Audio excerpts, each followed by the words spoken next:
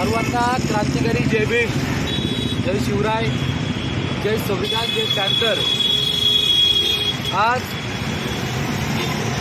या अमरण उपोषणाला स्वराज्य संविधान रक्षक सेना पॅन्थर आर्मीचे पश्चिम महाराष्ट्र अध्यक्ष आमचे आरबी जगताप साहेब गेले 9/10/2023 पासून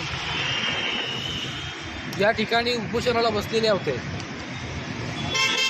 आणि या उपोषणाचा पाठपुरावा सोलापूरचे SP साहेब असतील, तिथले PI असतील, या पुण्याचे विभागीय आयुक्त असतील, त्यांची पाठपुरावा केलेला गेले 5-6 महिने या विषयाचा पाठपुरावा साहेबांनी करून सुद्धा कुठल्याही प्रकारची दाद या ठिकाणी मिळाली नाही। SPचं पत्र आहे का कारवाई करावी म्हणून, तरी सुद्धा कारवाई झालेली नाही आहे। म्हणून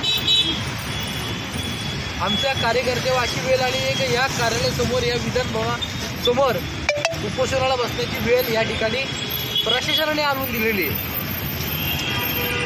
अण्णासाहेब धोंडीबा ठाणे यांच्यावर तात्काळ कुर्डुवाडी पोलीस स्टेशन येथे गुन्हा दाखल करून घेण्यात यावं ही मागणी या कुटुंबाची आहे आणि त्याला सहकार्य म्हणून पॅन्थर आर्मी या ठिकाणी उपोषण करते। वारंवार पोलीस यंत्रणाला सांगून सुद्धा अक्षरशः ब्लॅकमेल करून, किडनॅप करून त्या आमच्या माणसाला मारलं गेलं आहे, त्याच्यावर खोटे गुन्हे दाखल केलेले आहेत। पण हे सगळ्या बाबी खऱ्या असून सुद्धा प्रशासन कुणाच्या तरी दबावाखाली काम करते हे आमचं जाहीर आरोप आहे। आणि असं असून सुद्धा या प्रकरणाला आज गेले 5 दिवस झाले या पुण्याच्या विधानभवनाच्या इथे साहेब आमचे उपोषण करतात आणि इथला कुठलाही जो कन्सर्ट अधिकारी असतो तो अधिकाऱ्याने अजूनपर्यंत भेट घेतलेली नाही आहे। फक्त पोलीस यंत्रणा येतात, पत्र देण्याची भाषा करतात, परंतु डिसिजन हा कुठला होत नाही आहे। आमच्याकडे सर्व लिखित गोष्टी असून सुद्धा, पुरावे देखील असून सुद्धा तरी कारवाई होत नाही। म्हणजे आम्ही पुरोगामी महाराष्ट्रामध्ये जगतोय का?